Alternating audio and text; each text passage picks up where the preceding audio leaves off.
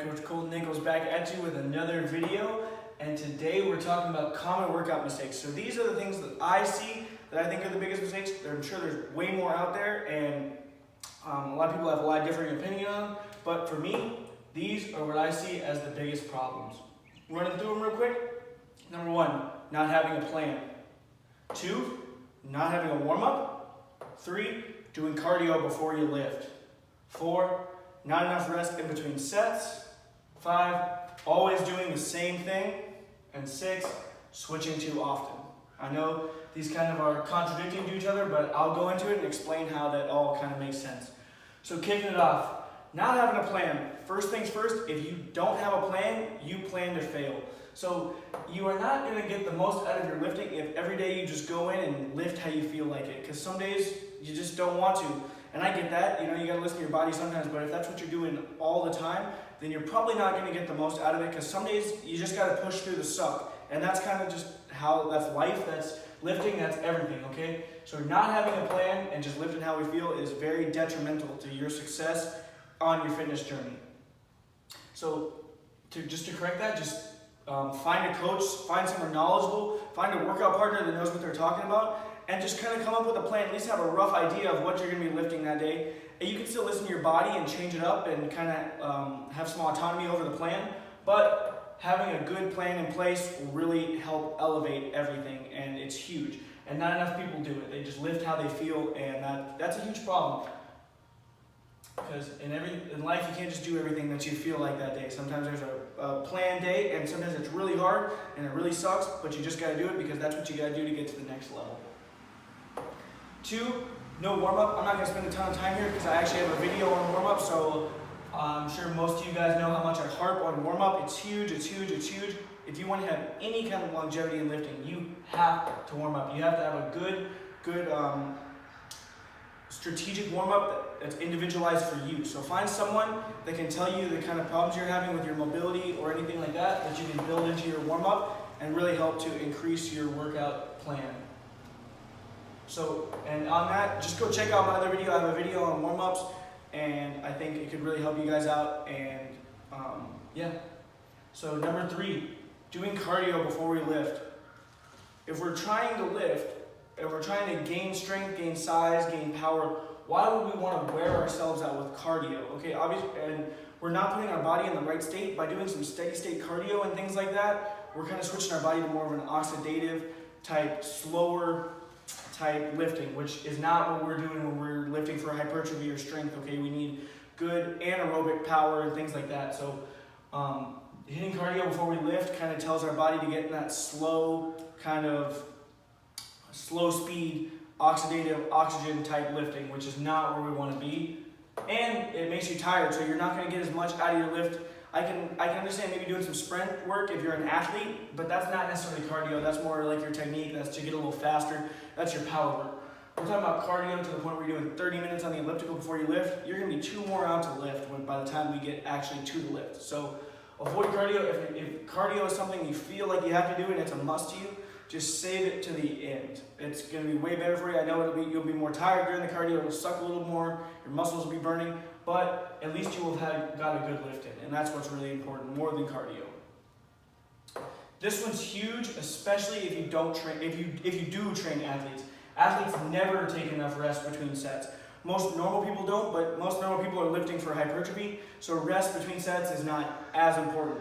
But when you're working with athletes and you're trying to build really maximal strength and maximal power, and you have to recharge your body, and you have to take those rest breaks, that's where we struggle the most, especially, like I said, when you're training athletes, because they just want to move, go, all that anxiety, everything, they're just trying to get through the lift. So really kind of slowing people down is really important. And if you're a normal person and you're going for strength, and that's part of your phase, you need to realize that you need about a good 90 seconds to 2 minutes between sets to recharge. Same with your power. So yeah, really common, not enough rest. And if we don't get enough rest, we're not going to be performing maximally, optimally on every set, which is important. If you're working out, you want to get the most out of everything you do. So taking proper rest is important. 5, always doing the same thing. You're always on the same machine, same weight.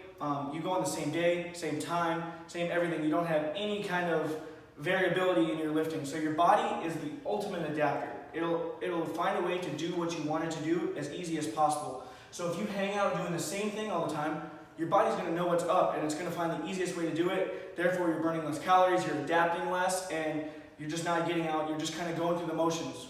Kind of a waste of time. So switching things up is pretty important, but that leads us into number 6, where some people switch too often. Okay, I know it sounds really contradictory, going from always doing the same thing to switching too often, but those people that do a different thing every single day, they're not giving their body enough time to adapt. So I said the body's the ultimate adapter, but it takes time to adapt. So if we're switching too often, our body just doesn't even know what's up, so it's just constantly being sore and just trying to get through whatever we put it through. No time to adapt. So with these two, it's important to stay with something about 4 to 6 weeks. That's a good time to have your body adapt, but it also isn't too often to where you're not adapting. So you kind of have to find, you have to play around with that and find when things are just too easy. Constantly changing things up, rep schemes, intensities, volume, all kinds of things, different exercises, but don't do it too often. So 4 to 6 weeks, usually staying on a plan is a good number to go off of, as long as it has different loading schemes and everything. And that's why with all these things, it's important just to find a professional, someone that can help you, to help guide you, because you're not expected to know everything. So working out can be complicated, it doesn't have to be, but if you want to get the most out of your results, which, I mean, if I was going to the gym all the time, I would want to get the most out of what I'm doing. So seek out some professional help and find people that can help you find a good workout partner. Find you something and take all these into account. Always have a plan, because without a plan, you plan to fail. Have a good warm-up, because that's how injuries occur, because we're not warmed up. Mobility issues start to happen. Things tighten up. We take care of that in our warm-up. Cardio before you're lifting, that's just a no-no. We don't want to wear our body down. We want to get the most out of our lift, because lifting is usually the most important above cardio. We can always hit cardio at the end, like I said, if it's a must. Not enough rest between sets. Know what your goal is and what you're aiming for, and know what you need between. So if we're going for hypertrophy, I'd say it's usually safe to say about a minute, maybe 45 seconds is pretty good for that. If we're going for strength and power, we need 90 seconds to 2 minutes to recharge our body so we can do that fully. Endurance, 30 to 45 seconds, that's quick. We're trying to really bust that out. Doing the same thing, switch it up, okay? Not too often, but enough to where your body isn't fully adapted and you're still gaining on everything you do. And don't switch too often, okay? Don't go into every workout doing something different. Give it about 4 to 6 weeks for your body to adapt, and then switch it up.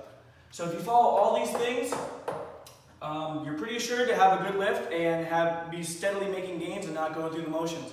So once again, if you have any questions on any of these or any other things, or you know some other common gym mistakes that people have, I'd love to hear them, and please reach out to me, and I'd love to hear some feedback on what you guys are thinking.